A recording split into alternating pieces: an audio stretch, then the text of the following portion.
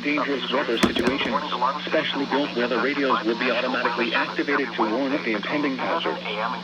Tests of these radios and the warning alarm system will be conducted by the National Weather Service every Wednesday between 11 a.m. and noon. If there is a threat of severe weather, the test will be postponed to the next available good weather day. Reception of this broadcast and the warning alarm will vary at any given location.